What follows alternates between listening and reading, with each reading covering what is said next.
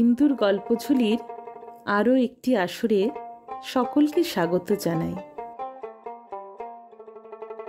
আজকে আপনাদের জন্য একটু ভিন্নধর্মী একটি গল্প নিয়ে চলে এসেছি।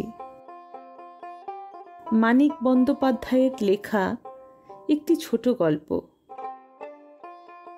শ্রী মানিক বন্দ্যোপাধ্যায়ের রচিত ছোট গল্পগুলিতে একদিকে যেমন মনস্তাত্ত্বিক জটিলতা ছিল, অন্যদিকে তেমনই ছিল হতাশা আর নিরাশার চিত্র। সমুদ্রের স্বাদ গল্পে এসে সেটাই যেন আবার নতুন করে জেগে উঠেছে। এ গল্পে রোমান্টিকতার পাশাপাশি বিষণ্ণতা এসে জাঁকিয়ে বসেছে। নমস্কার, আমি চৈতালি। শুরু হচ্ছে আমাদের আজকের পরিবেশনা শ্রী মানিক বন্দ্যোপাধ্যায় মহাশয় রচিত ছোট গল্প সমুদ্রের স্বাদ।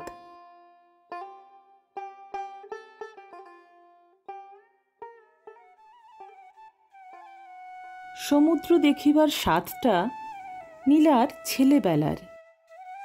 কিছুদিন স্কুলে পড়িয়াছিল। ভূগোলে পৃথিবীর স্থলভাগ আর জলভাগের সংক্ষিপ্ত বিবরণ আছে, কিন্তু তার অনেক আগে হইতেই নীলা জানিত পৃথিবীর 3 ভাগ জল 1 ভাগ স্থল। 7 বছর বয়সে বাবার মুখে খবরটা শুনিয়া কি আশ্চর্যই সে হইয়া গিয়াছিল। এ কি সম্ভব? কই, সে তো রেলে চাপিয়া কত দূর দেশে ঘুরিয়া আসিয়াছে। মামাবাড়ি যাইতে সকালবেলা রেলে উঠিয়া সেই রাত্রিবেলা পর্যন্ত ক্রমাগত হু হু করিয়া ছুটিয়া চলিতে হয়। কিন্তু নদী নালা খাল বিল ছাড়া জল তো তার চোখে পড়ে নাই। চারিদিকে মাঠ, মাঝে মাঝে জঙ্গল, আকাশ পর্যন্ত শুধু মাটি আর গাছপালা। তারপর কত ভাবে, কত উপলক্ষে ছাপার অক্ষর, মুখের কথা আর স্বপ্নের বাহনে সমুদ্র তার কাছে আসিয়াছে। বলাইদের বাড়ির সকলে পুরী গিয়া কেবল সমুদ্র দেখা নয়, সমুদ্রে স্নান করিয়া আসিয়াছে। কলিকাতার সাহেব কাকার ছেলে বিনুদা বিলাত গেল। সমুদ্রের বুকেই নাকি তার কাটিয়া গেল অনেকগুলি দিন। সমুদ্রের জল মেঘ হইয়া নাকি বৃষ্টি নামে। মাছ তরকারিতে যে নুন দেওয়া হয়, আর থালার পাশে একটুখানি যে নুন দিয়া মা দুবেলা ভাত বাড়িয়া দেন, সে নুন নাকি তৈরি হয় সমুদ্রের জল শুকাইয়া। সারাদিন গরমে ছটফট করিবার পর সন্ধেবেলা যে ফুরফুরে বাতাস গায়ে লাগানোর জন্য তারা ছাদে গিয়া বসে, সে বাতাস নাকি আসে সোজা সমুদ্র হইতে। সমুদ্র বুঝি দক্ষিণ দিকে বাবা? চারিদিকে সমুদ্র আছে, দক্ষিণ দিকে বঙ্গোপসাগর, আমাদের খুব কাছে। ঠিক ম্যাপে তাই আঁকা আছে, কিন্তু চারিদিকে সমুদ্র। উত্তর দিকে তো হিমালয় পর্বত, তারপর তিব্বত আর চীন। ম্যাপটা আবার ভালো করিয়া দেখিতে হইবে। আমায় সমুদ্র দেখাবে বাবা? বাবা অনেকবার প্রতিশ্রুতি দিয়াছিলেন, এবারও দিলেন। সমুদ্র দেখার আর হাঙ্গামা কি? একবার তীর্থ করিতে পুরীধামে গেলেই হইল। সুবিধা মতো একবার বোধহয় যাইতেও হইবে। নীলার মার অনেক দিনের সাধ। কিন্তু কেরানির স্ত্রীর সহজ সাধও কি সহজে মিটিতে চায়? অনেক কষ্টে একরকম মরিয়া হইয়া একটা বিশেষ উপলক্ষে স্ত্রীর স্বাদটা যদি বা মেটানো চলে, ছেলে মেয়ের স্বাদ অপূর্ণই থাকিয়া যায়। রথের সময়ে যে ভিড়টাই হয় পুরীতে, ছেলে মেয়েদের কি সঙ্গে নেওয়া চলে? তাছাড়া সকলকে সঙ্গে নিলে টাকাইও কুলায় না। ছোট ভাই বোনদের দেখাশোনাই বা করিবে কে? নীলাকে সঙ্গে না নেওয়ার আরও অনেক কারণ আছে। না গো, বিয়ের যোগ্যী মেয়ে নিয়ে ওই হট্টগোলের মধ্যে যাবার ভরসা আমার নেই। বিয়ের যোগ্যী মেয়ে, কিন্তু বিয়ের অযোগ্যী অবুঝ মেয়ের মতো কাঁদিয়া কাঁদিয়া চোখ ফুলাইয়া ফেলিল। কয়েকদিন চোখের জলের নোনতা স্বাদ ছাড়া জিভ যেন তার ভুলিয়া গেল অন্য কিছুর স্বাদ।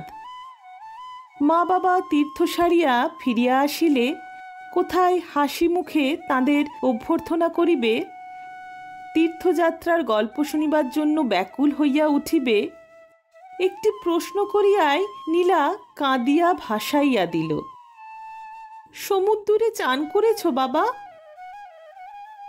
গাড়ি হইতে নামিয়া সবে ঘরে পা দিয়াছেন।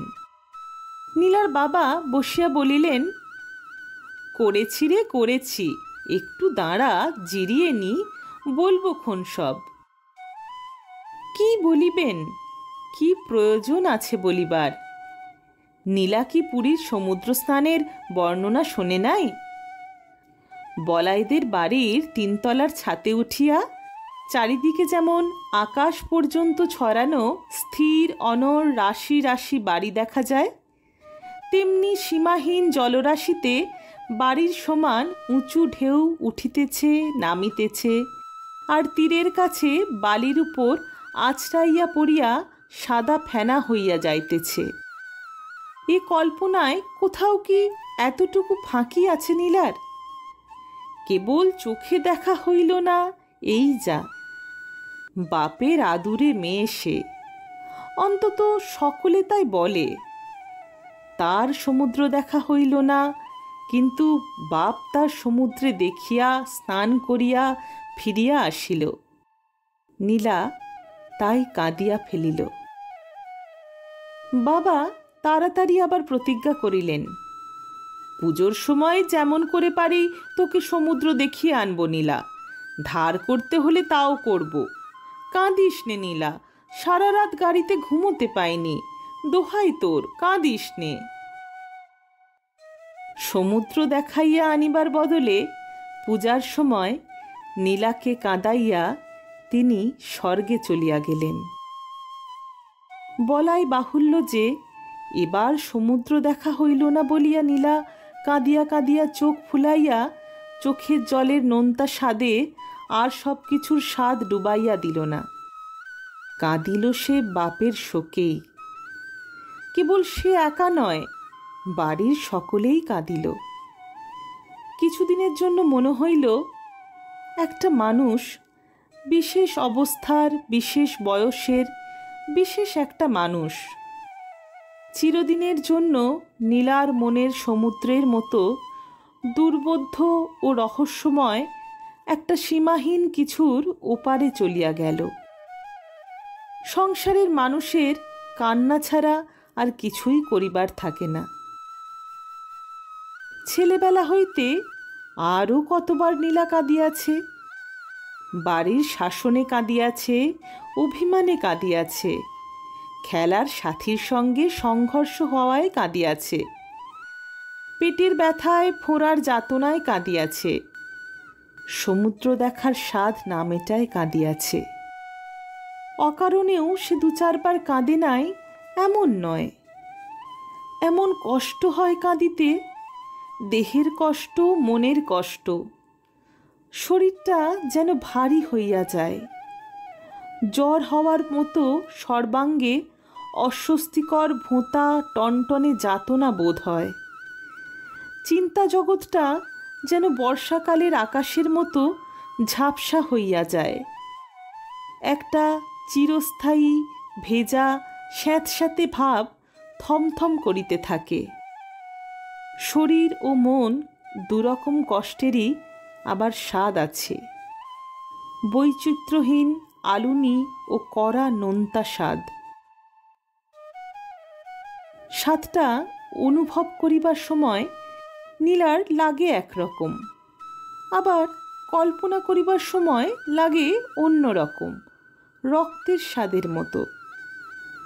ছুরি দিয়া পেন্সিল কাটিতে, বঁটি দিয়া তরকারি কুটিতে, কোনো কিছু দিয়া টিনের মুখ খুলিতে, নিজের অথবা ভাইদের আঙুল কাটিয়া গেলে তার প্রচলিত চিকিৎসার ব্যবস্থা অনুসারে নীলা কাটা স্থানে মুখ দিয়া চুষিতে আরম্ভ করে। রক্তের স্বাদ তার জানা আছে। নীলার বাবার মৃত্যুর পর সকলে মামা বাড়ি গেল। বিয়ের যোগ্যী মেয়েকে সঙ্গে করিয়া অতদূর মফস্বলের ছোট শহরে যাওয়ার ইচ্ছা নীলার মার ছিল না। তিনি বলিলেন, আর কটা মাস থেকে মেয়েটার বিয়ে দিয়ে গেলে হতো না দাদা? একটা ছোটোখাটো বাড়ি ঠিক করে নিয়ে। মেজমামা বলিলেন, মাথা খারাপ নাকি তোর? অরক্ষণীয়া নাকি মেয়ে তোর? বাপ মরেছে, একটা বছর কাটুক না। ওহ বলিয়া নীলার মা চুপ করিয়া গেলেন। কেবল তাই নয়, শহরে তাদের দেখাশোনা করিবে কে? খরচ চালাইবে কে? মামারা তো রাজা নন। সুতরাং সকলে মামা বাড়ি গেল। সকালে গাড়িতে উঠিয়া অনেক রাত্রি পর্যন্ত হু হু করিয়া চলিলে সেখানে পৌঁছনো যায়। স্থানটির পরিবর্তন হয় নাই। অনেক কালের ভাঙা ঘাটওয়ালা পানা ভরা পুকুরটার দক্ষিণে ছোট আমবাগানটির কাছে নীলার দুই মামার বাড়িখানিরও পরিবর্তন হয় নাই। কেবল মামারা, মামিরা আর মামাতো ভাই বোনেরা এবার যেন কেমন বদলাইয়া গিয়াছে। কোথায় সেই মামাবাড়ির আদর, সকলের আনন্দ গদগদ ভাব, অফুরন্ত উৎসব? এবার তো একবারও কেউ বলিল না, এটা খা ওটা খা। তার বাবার জন্য কাঁদা কাটা শেষ করিয়া ফেলিবার পরেও তো বলিল না, একটু কাঁদিবে নাকি নীলা? বাবার জন্য মাঝে মাঝে যেটুকু কাঁদে, তারও উপরে মামাবাড়ির অনাদর অবহেলার জন্য একটু বেশি রকম কান্না। কিছুকাল কাটিবার পর এ বিষয়ে ভাবিয়া কিছু ঠিক করিবার প্রয়োজনটা মিটিয়া গেল। আপনা হইতেই যথেষ্ট কাঁদিতে হইল নীলাকে। ছেঁড়া ময়লা কাপড় তো নীলা জীবনে কখনো পরে নাই।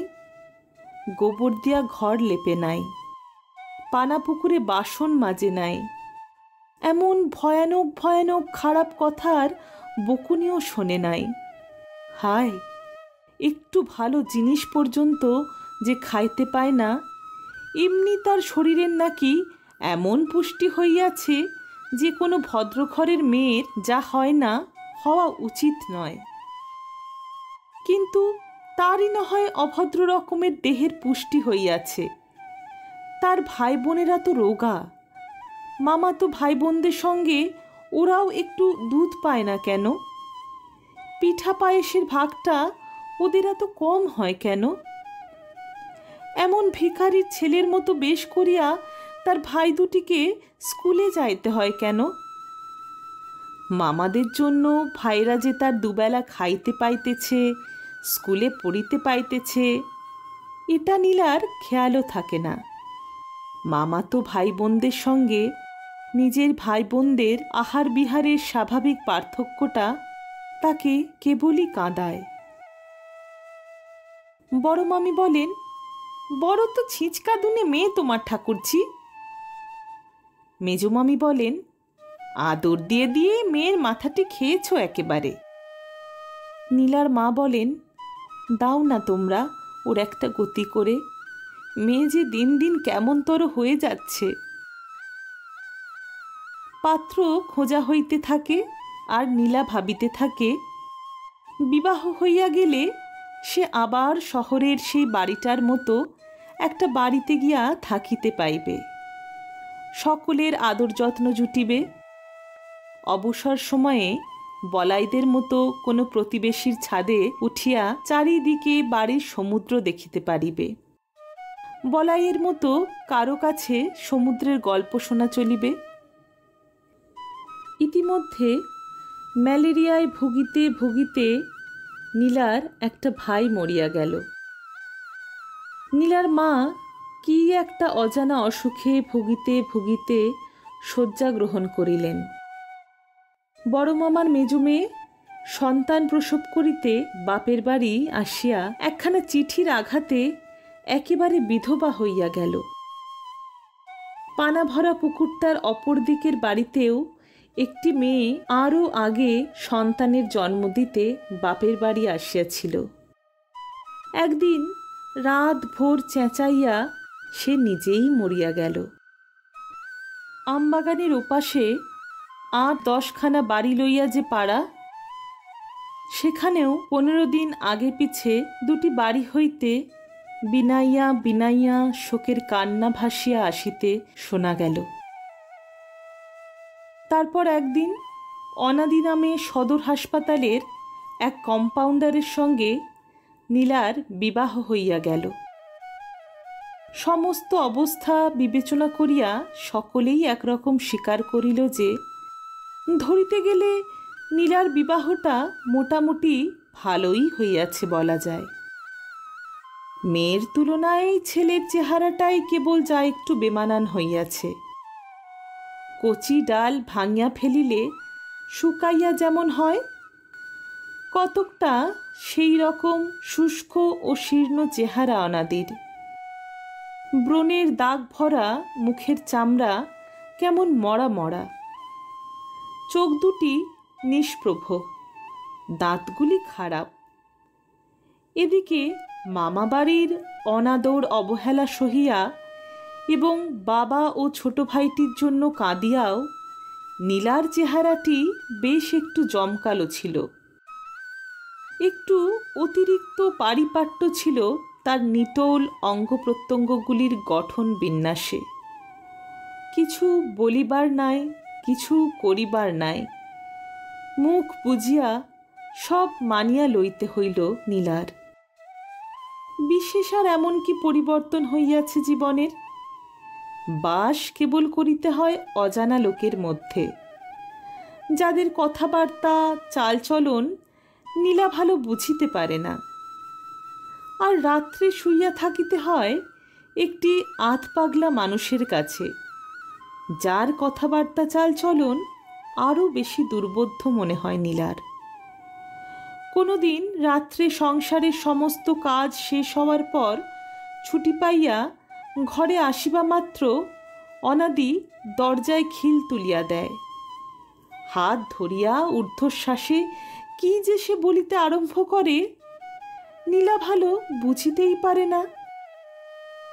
কেবল বুঝিতে পারে আবেগে উত্তেজনায় অনাদি থরথর করিয়া কাঁপিতেছে, চোখের দৃষ্টি তার উদ্ভ্রান্ত। মনে হয় নীলার আসিতে আর একটু দেরি হইলে সে বুঝি বুক ফাটিয়া মরিয়াই যাইত। কোনোদিন ঘরে আসিয়া দেখিতে পায় অনাদির মুখে গভীর বিষাদের ছাপ। স্তিমিত চোখে দৃষ্টি আছে কিনা সন্দেহ। ঘুম আসে নাই। রাত্রি শেষ হইয়া আসিলেও ঘুম যে আজ আর আসিবে না নীলা তা জানে, কিন্তু হাই সে তুলিতেছে মিনিটে মিনিটে। কি বলিবার আছে, কি করিবার আছে? হয় দাঁতের ব্যথা, নয় মাথা ধরা, নয় জড়ভাব, অথবা আর কিছু অনাদিকে প্রায়ই রাত জাগায়। অন্যদিন সে রাত জাগে নীলার জন্যে।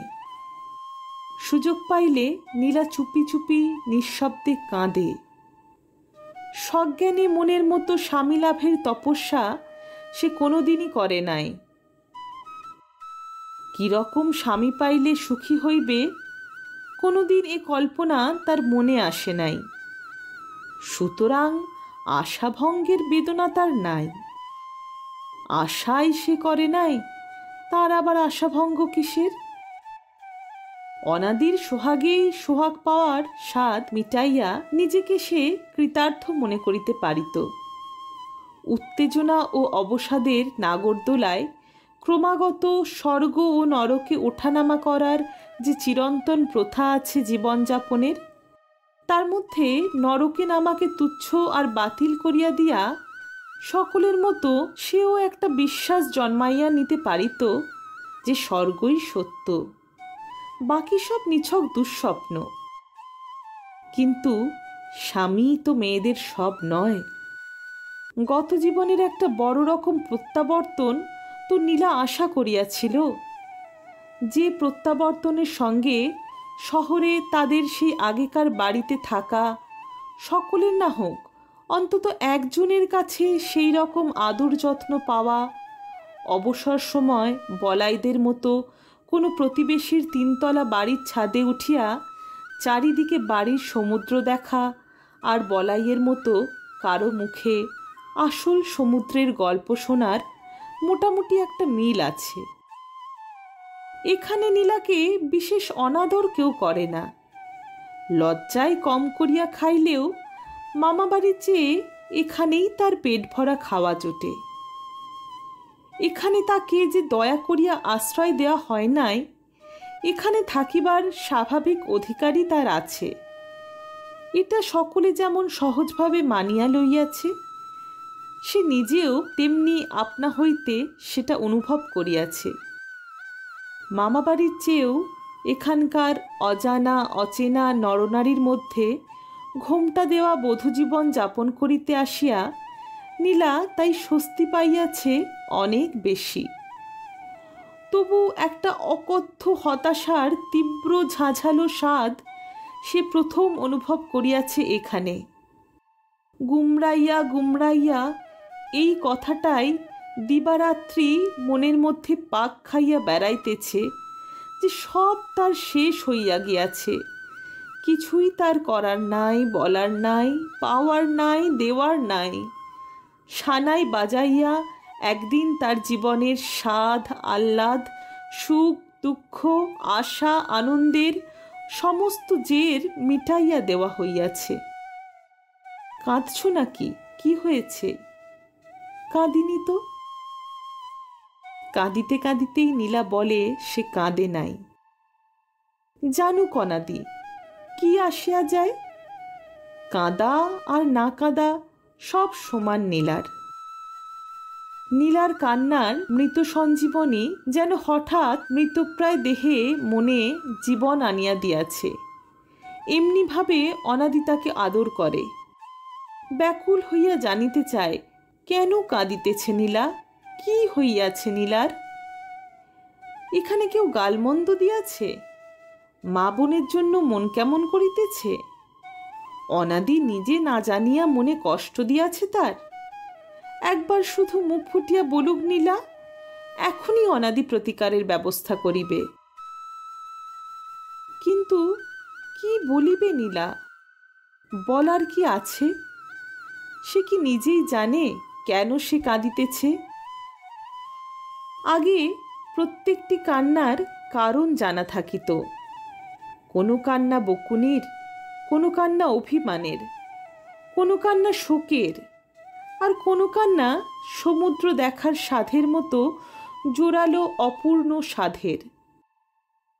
আজকাল সব যেন একাকার হইয়া গিয়াছে।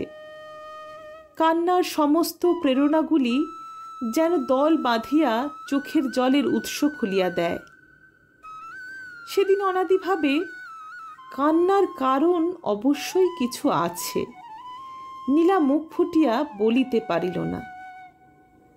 পরদিন আবার তাকে কাঁদিতে দেখিয়া সে রীতিমতো ভরকাইয়া যায়। কান্নার কারণটা তবে তো নিশ্চয় গুরুতর। আরও বেশি আগ্রহের সঙ্গে সে কারণ আবিষ্কারের চেষ্টা করে এবং কিছুই জানিতে না পারিয়া সেদিন তার একটু অভিমান হয়। তারপর দুদিন নীলা কাঁদে কিনা সেই জানে না। দাঁতের ব্যথা আর মাথার যন্ত্রণায় বিব্রত থাকায় অনাদি টের পায় না। পরদিন আবার নীলার কান্না শুরু হইলে রাগ করিয়া অনাদি বলিল, কি হয়েছে যদি নাই বলবে বারান্দায় গিয়ে কাঁদো, আমায় জ্বালিও না। এতক্ষণ কাঁদিবার কোনো প্রত্যক্ষ কারণ ছিল না। এবার স্বামীর একটা কড়া ধমক খাইয়া নীলা অনায়াসে আরও বেশি আকুল হইয়া কাঁদিতে পারিত। কিন্তু ধমক খাওয়া মাত্র নীলার কান্না একেবারে থামিয়া গেল। দাঁত ব্যথা করছে তোমার? অনাদি বলিল, না। মাথার যন্ত্রণা হচ্ছে? না। তবে? নীলা যেন অবাক হইয়া গিয়াছে। দাঁতও ব্যথা করিতেছে না, মাথার যন্ত্রণা নাই, কাঁদিবার জন্য তবে তাকে ধমক দেওয়া কেন?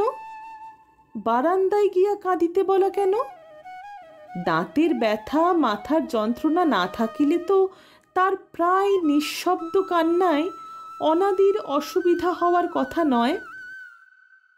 তারপর ধমক দিয়া কয়েকবার নীলার কান্না বন্ধ করা গেল বটে, কিন্তু কিছুদিন পরে ধমকেও আর কাজ দিল না। মাঝে মাঝে তুচ্ছ উপলক্ষে, মাঝে মাঝে কোনো উপলক্ষ ছাড়াই নীলা কাঁদিত। মনে হইল তার একটা উদ্ভট ও দুর্নিবার পিপাসা আছে। নিজের নাকের জল, চোখের জলের স্রোত অনেকক্ষণ ধরিয়া অবিরাম পান না করিলে তার পিপাসা মেটে না। তারপর ক্রমে ক্রমে অনাদি টের পাইতে থাকে বউয়ের তার কান্নার কোনো কারণ নাই। বউটাই তার ছিঁচ কাঁদুনে, কাঁদাই তার স্বভাব। অনাদির মাও কথাটায় সায় দিয়ে বলেন, একদিন বলিনি তোকে? কি জানি, হয়তো ভেবে বসবি আমরা যন্ত্রণা দিয়ে বউকে কাঁদাই। তোর কাছে বানিয়ে বানিয়ে মিছে কথা বলছি। বড্ড ছিঁচ কাঁদুনে বউ তোর। একটু কিছু হলো তো কেঁদে ভাসিয়ে দিলে। আগে ভাবতাম বউ বুঝি বড্ড অভিমানী, এখন দেখছি তা তো নয়। এ যে ব্যারাম, আমাদের কিছু বলতে কইতে হয় না, নিজে নিজেই কাঁদতে জানে। ওবেলা ও বাড়ির কানুর মা মহাপ্রসাদ দিতে এলো, বসিয়ে দুটো কথা বলছি, বউ কাছে দাঁড়িয়ে শুনছে। বলা নেই কওয়া নেই, ভেউ ভেউ করে সে কি কান্না বউয়ের! সমুদ্রে চান করার গল্প থামিয়ে কানুর মা তো থ বনে গেল। যাবার সময় চুপি চুপি আমায় বলে গেল, বউকে মাদুলি তাবিজ ধারণ করাতে, এসব লক্ষণ নাকি ভালো নয়। অনাদির মা কান পাতিয়া শোনে। দরজার আড়াল হইতে অস্ফুট একটা শব্দ আসিতেছে। ওই শোন, শুনলি? বাহিরে গিয়া অনাদি দেখিতে পায় দরজার কাছে বারান্দায় দেয়াল ঘেঁষিয়া বসিয়া নীলা বটিতে তরকারি কুটিতেছে। একটা আঙুল কাটিয়া গিয়া টপ টপ করিয়া ফোঁটা ফোঁটা রক্ত পড়িতেছে, আর চোখ দিয়া গাল বাহিয়া ঝরিয়া পড়িতেছে জল। মাঝে মাঝে জিভ দিয়া নীলা জিভের আয়ত্তের মধ্যে যেটুকু চোখের জল আসিয়া পড়িতেছে সেটুকু চাটিয়া ফেলিতেছে।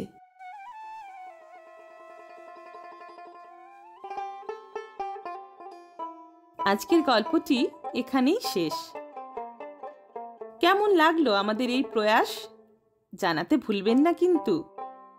আর হ্যাঁ, আপনাদের কাছে স্বনির্বন্ধ অনুরোধ যে যদি আমাদের গল্প পাঠ আপনাদের ভালো লেগে থাকে তাহলে লাইক, কমেন্ট ও সাবস্ক্রাইব করে আমাদের পাশে থাকবেন। আর সম্ভব হলে বন্ধু বান্ধবদের সঙ্গে আমাদের গল্পগুলি ভাগ করে নেবেন। আরও কি ধরনের গল্প শুনতে চান আমাদের চ্যানেলে অবশ্যই লিখে জানাবেন। আজ তাহলে আসি, খুব তাড়াতাড়ি ফিরে আসবো আরও একটি গল্প নিয়ে। সকলে ভালো থাকবেন। নমস্কার।